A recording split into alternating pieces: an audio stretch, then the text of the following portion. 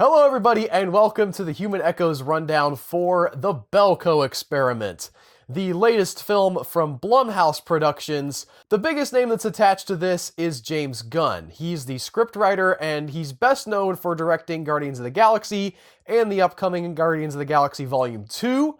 However, did get his start in real low-budget horror. He directed some stuff for Troma in the past, and probably his breakout film was a movie called Slither, which was very much a B-movie-esque type of a film with comedy in it. Here, he's not directing, but he did write the script and produce, and this is a movie about a bunch of people in an office that are locked inside the office, really locked inside the office, and ordered by a mysterious voice over the loudspeaker to kill each other. It's not the most original concept in the world. Obviously, you can go back to things like The Hunger Games and Battle Royale, and probably some other movies as well that sort of had this normal people forced to kill each other premise. But to me, the premise itself does not need to be original. It's all about the execution. It's all about how you pull off what you actually see in the movie. And I've got to say, for most of this movie, I actually really thought the execution was pretty great. And it's a real tricky balance to pull off because you are talking about a full office full of people. And you have to figure out how to make it feel like this is a full office, that all of these people have their own lives, and yet they can't all be main characters in the movie. There still needs to be central people that are pinning down the plot and making pivotal decisions.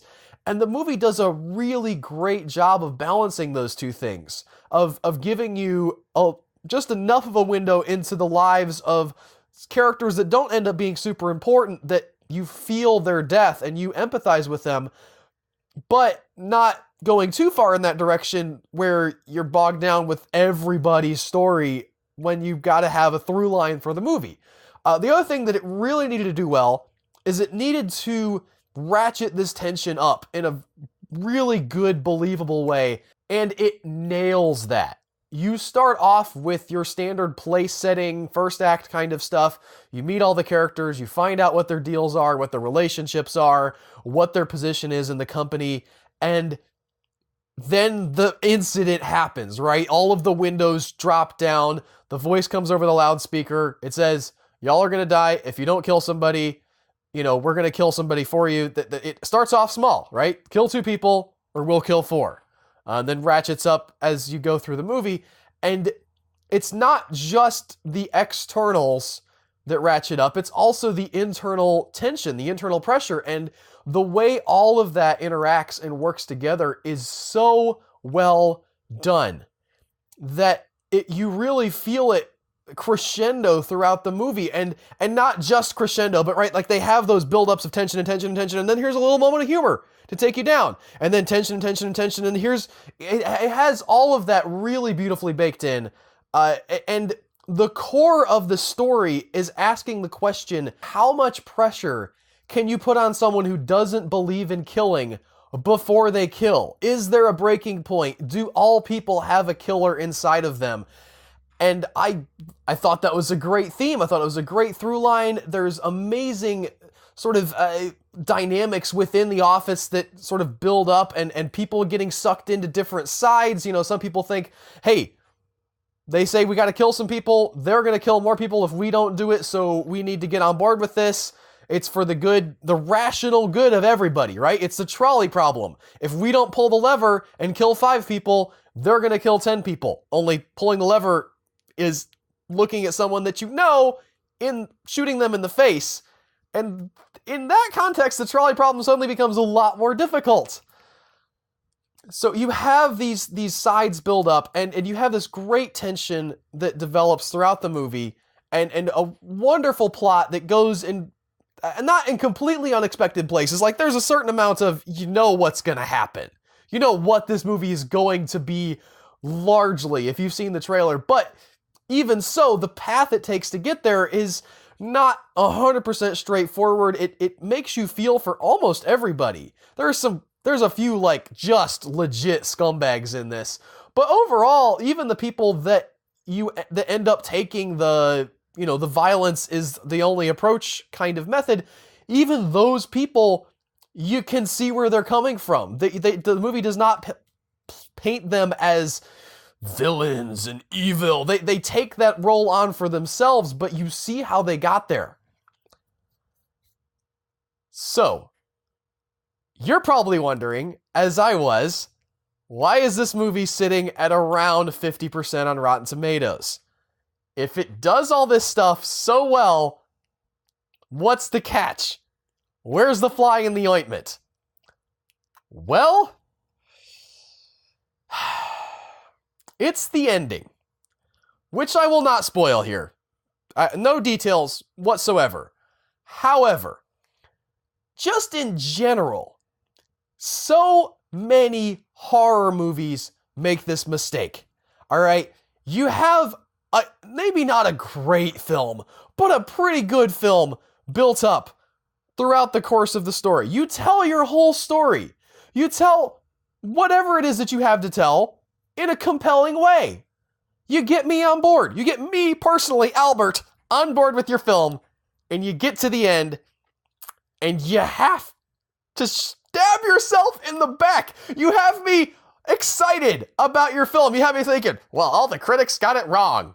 Clearly, this is a good movie. Why did they poo-poo on it this whole time? I'm going to go and say how great it is. And then you do an ending that just tonally and thematically is so out of left field and weird, and I mean, I didn't completely hate the ending. I don't even want to go that far, but it just, like, let the air out of this film that I had enjoyed for 98% of its runtime. 98% of this film is pretty great.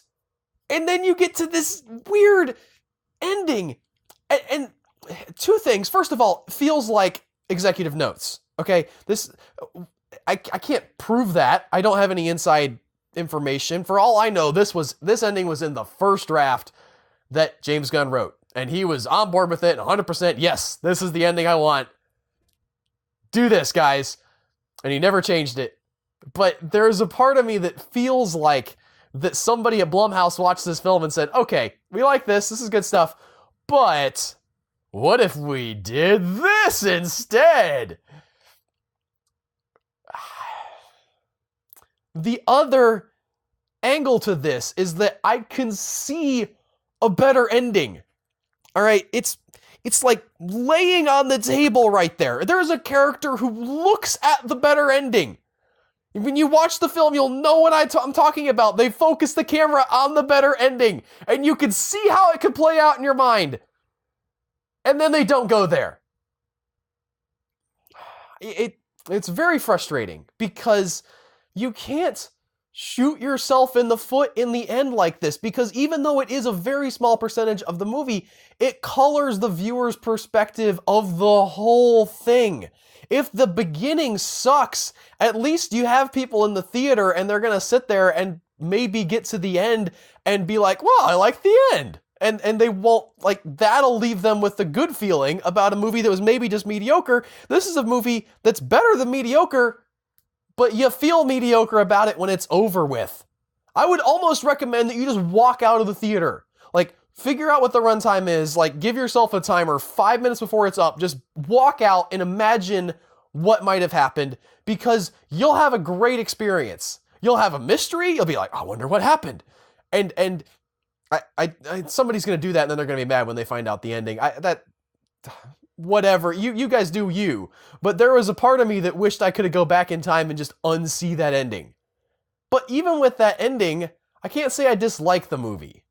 As a fan of genre, as a fan of horror and the stuff that Blumhouse puts out, this is in the vein of a lot of the stuff that they're already doing. You had the Purge movies that continue to get better as they go on, so clearly they have some idea of what they're doing, and maybe if this is studio notes, maybe it's to a greater purpose.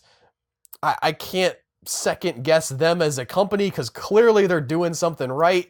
But from a standpoint of just talking about the movie, I would say if you were intrigued at all by the trailer, I think you'll get a modest amount of enjoyment out of this. It's good. not great, but good. And the execution is there. And the turns and the ratcheting up of tension is there. And that is all wonderful. I wish it had pulled off the ending better. It didn't, but I still like this film. Anyway, guys, that's going to do it for this week. If you've seen the movie, leave a comment down underneath. Let me know what you thought. I might be way off base here. A lot of people disagree with me on the ending of Split. Maybe everybody's going to love the ending of this too, and I'm way off in left field. But we'll see. Until next week, I'm Albert for the Human Echoes Rundown. I'll see you guys later.